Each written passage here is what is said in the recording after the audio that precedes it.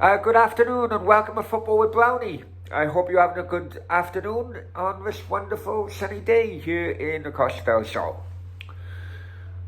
However, I know someone who's not going to have a wonderful day.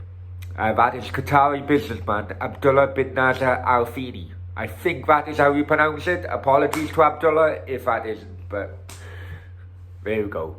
Just a few days after a judge ruled that he'd be removed as president of Spanish second division side Malaga for a number of issues, including him and his children allegedly getting 4.5 million euros from the club to pay off loans and credits. As a result, the club has now gone into administration. I do apologise, but the stories happened overnight, and I'm reading from Mr. George Stevens' article about it in Euro Weekly News. So congratulations to both George and his team for being on the ball in this one, because I am clearly not. Just a few days after a judge ruled, George goes on, just a few days after a judge ruled that Qatari businessman Abdullah bin Nasser Al Fini was removed as president of Spanish club Malaga for 6 months. The club has now been put into official administration. Al Fini bought and took over running of Malaga in 2010 when they were in the second tier of Spanish football. The club went on to sign a series of high-profile signings such as Van Nistelrooy, Santi Cazorla and Joaquin. And then the club qualified for the Champions League in 2012 under former West Ham and Man City manager Manuel Pellegrini, who recently got sacked after leading the Hammers to a relegation spot. Malaga were forced to sell their best player shortly. I think he's on about Isco there. And I really do rate Isco, absolutely. It's no coincidence that Real Madrid are picking up now Isco is back in the team. But I digress, sorry.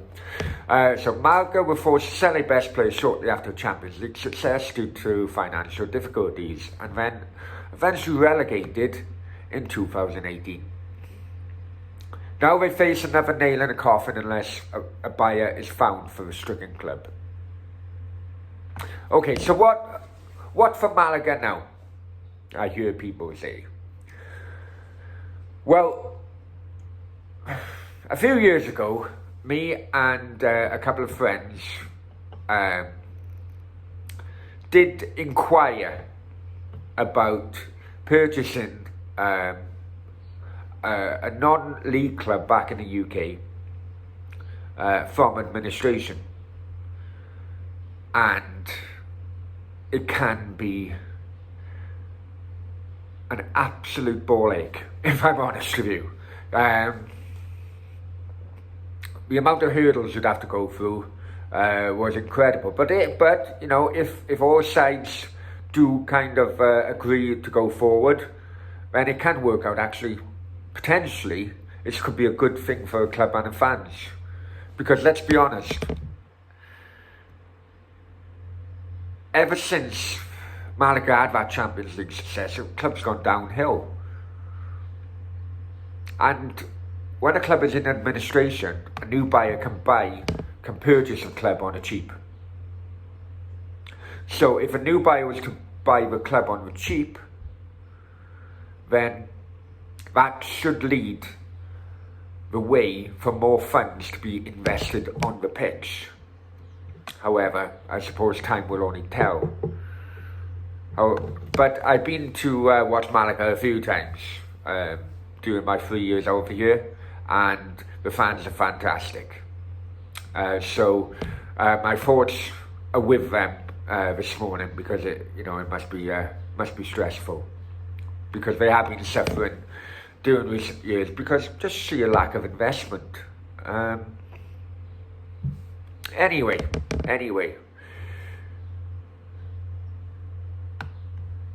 Malaga is a big club. It's a big club, and having visited the ground and so on, I know that the infrastructure is definitely there,